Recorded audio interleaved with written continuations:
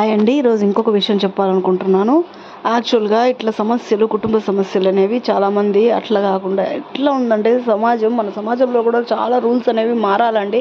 మన సమాజం ఎలా ఉందంటే మన ఇంట్లో సమస్యలని కాదండి. ఇప్పుడు అన్నదమ్ముల మధ్య వచ్చేది ఎందుకు చెప్తున్నానంటే నేను వివరిస్తానండి. అన్నదమ్ముల మధ్య ఇట్లా తోబుట్టువులు, సిబ్లింగ్స్ మధ్య వచ్చేది సమస్యలు కాకుండా, ఆస్తి సమస్యలు కాకుండా ఇంకా ఏంటంటే పక్కన వాడి ఖాళీ స్థలం ఉంది అనుకోండి. అంటే ఎట్లా అయిపోయిందంటే నా కంచంలో నేను తినాలనేది కాకుండా నాది ఎప్పుడైనా తినొచ్చు, నాది నేనే తింటాను, పక్కని వాడి కంచంలో ఆ అన్నం మెతుకులు తీసుకోవాలి అని అనుకుంటే అది ఏంటంటే అది ఎంగిలి మెతుకులు అంటారు. ఇది నేను తప్పుగా చెప్పడం కావట్లేదండి, వాస్తవం జరిగేది. ఆ ఎంగిలి మెతుకుల కోసం నువ్వు ఆశపడుతున్నావు అంటే నీ బతుకు దండగానే అర్థం.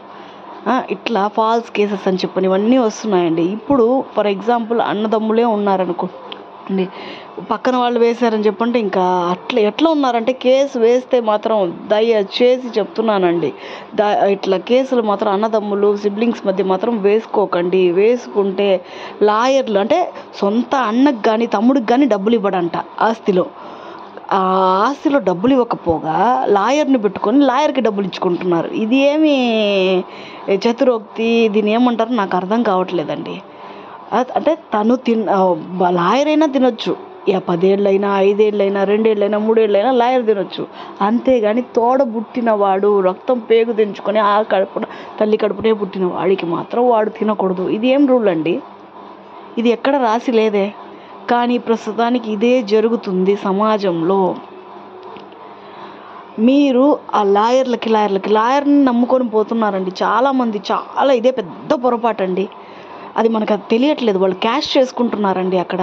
ఇది నన్ను తప్పు పట్టినా పర్వాలేదండి. అంటే నేను యాక్చువల్గా మన కోర్టుకి వెళ్ళినప్పుడు అంటే కోర్టు కంటే సెటిల్మెంట్ కోసం మాట్లాడడానికి, సంప్రదింపులు ఫస్ట్ మాట్లాడడానికి మాదొకటి ఇది ఉంది, ప్రాబ్లం ఉంది. మీ ప్రాబ్లమే అందరికీ అట్లా రావాలని ఉంటుందని కాదండి. నా సమస్య మాత్రం నేను ఎక్స్ప్లెయిన్ చేస్తున్నాను. వెళ్ళినప్పుడు ఇంత అమౌంట్ అని అడుగుతున్నారు. మా వల్ల కాదండి, మాకేమైనా చెట్లకి ఏమైనా డబ్బులు కాస్తున్నాయా మేము ఇవ్వడానికి? మేము ఎంత కష్టపడితే తప్ప మేము తేగలము, మేము వడ్డీలు కట్టుకొని మీకేంటండి ఇంత అమౌంట్లు మేము ఎందుకు కట్టాలా అని చెప్పామండి లాయర్ దగ్గర. లాయర్ ఏమంటున్నారంటే ఇంత అంటే ఇస్తారంట, అంత ఇస్తారంట అని చెప్పారు. లేదు కాదకూడదు మాకు వద్దని చెప్పి పక్కన అవతల లాయరు అవతల పర్సన్ లాయర్ వచ్చి అంటే మాకు అగెన్స్ట్గా ఉండే అతను వెళ్ళిపోతున్నాడు లేసి. అందుకు మా లాయర్ ఏం చేస్తున్నారంటే పిలిచి 2 సార్లు 3 సార్లు మాట్లాడారు. వాళ్ళు ఏంటంటే బెట్టుగా వెళ్ళిపోతాం కేసు వేసిన వాళ్ళండి, బాధపడేవాళ్ళు మేము. అసలు అది ఎట్లా ఉందంటే మా ల్యాండ్ మేము డబ్బులు ఇచ్చి కొనుక్కోవాలి, మా ల్యాండ్నే మేము డబ్బులు ఇచ్చి కొనుక్కుంటున్నాం వాళ్ళ దగ్గర అన్నట్టు. సరే, లాస్ట్కి ఎందుకు చెప్తున్నానంటే ఈ మాట, లాస్ట్కి లాయర్లు ఏమంటారు, రేపు మనం చూసుకోవాలి సార్, కూర్చోండి సార్, ఇంత మా తెగ్గొట్టేసేయండి సార్ ఇంత అమౌంట్కి. సరేండి సార్, అమ్మ మీరు వాళ్ళు ఇంతలోనే ఉన్నారు, వాళ్ళు ఏం మాట్లాడరు, మీరే ఇచ్చేసుకోండి అని చెప్పి మేము అసలు పెట్టుకున్న లాయరే వేస్ట్ అన్నట్టుగా అనిపించిందండి మాకు. అంటే వాళ్ళు కోర్టులో వెళ్ళి వాళ్ళు చూసుకోవాలి, రేపు ఫ్రెండ్స్గా ఉండేవాళ్ళు అంటే పిచ్చి దుగ్గులకు అయ్యి మనం వెళ్ళి లాయర్ల జోలికి వెళ్తున్నాం. ఏదైనా ఇది అంటే సమస్య అంటే పరిష్కరించుకొని అక్కడికక్కడ పెద్దల్ని పిలిచి పరిష్కరించేసుకోండి. అంతేగాని లాయర్ల జోలికి కోర్టుల జోలికి మాత్రం పోబాకండి. ప్రతి ఒక్కరు మాతో అట్టే అన్నారండి, అదే ఫస్ట్ సగం ఫంక్ అయిపోయామండి చాలా. దయచేసి లాయర్ని మాత్రం నమ్మొద్దండి. డబ్బులు ఇవ్వకపోతే ఎలా జరుగుతుందంటే రేపు సరే అని చెప్పి సెటిల్మెంట్కి వెళ్తే డబ్బులు అడగలేదండి ఆ లాయరు. మాకేమంటే మేము అడిగామండి, మీ వీళ్ళకి ఇంత మీది ఏందండి అంటే మీరే సెటిల్ చేసుకున్నారు కదండి, మాకేం ఇవ్వాల్సిన అవసరం లేదని అన్నారండి. సెటిల్మెంట్ చేసే టైంలో లాయరు మేము బిడ్డల్ని తీసుకొని 11 o'clockకి వెళ్ళామండి. 11 o'clockకి వెళ్తే ఈవినింగ్ 7:40 వరకు కూడా లాయర్ రాలేదండి. నైట్ డబ్బులు ఇస్తేనే వస్తా మేము ఇవ్వమని ఏమీ చెప్పలేదండి. ప్రస్తుతానికి ఎట్లా ఉందంటే సమస్య ఇలా ఉంది. దీన్ని అపోజ్ చేసి నన్ను అగెయిన్స్ట్గా చేసి వీడియో బ్యాన్ చేస్తారంటే నేనేం చేయలేనండి. కాకపోతే ఉన్న సమస్య, నేను ఎదుర్కొన్న సమస్య మాత్రం ఇదే.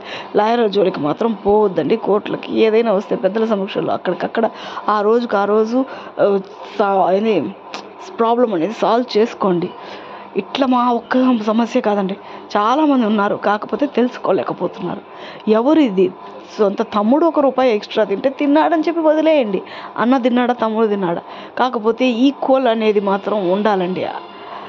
ఈక్వల్ లేదంటే మాత్రం ఎంత పక్కన వాళ్ళని మనం ఎంత ఇబ్బంది పెడతామో భవిష్యత్తులో మీకు శక్తి ఉన్నప్పుడు మీకు తెలియదండి. ఆ శక్తిని మీరు కోల్పోయినప్పుడు మీ పనులు మీరు చేసుకోలేనప్పుడు వాళ్ళంత అవస్థపడతారండి, మీరంత అవస్థపడతారు. అందుకే చెప్తున్నానండి, ముందుగా ఇటువంటివేవి చేయొద్దు. ఆ లాయర్ రాకుండా ఎంత అల్లాడిచ్చారంటే అంత అల్లాడిచ్చి లాస్ట్కి ఇంకొక లాయర్ని అమౌంట్ పే చేసిన తర్వాత ఇంకొక లాయర్ని తీసుకుని వచ్చారండి. మీరు రండి మేము ఇస్తామంటే కూడా రాలేదండి. 11 నుంచి నైట్ 7:40 వరకు, మార్నింగ్ 11 నుంచి చాలా ఇబ్బంది పెట్టారండి. ఇంకా పేర్లు అవన్నీ చెప్పడం అవసరం లేదండి. Thank you.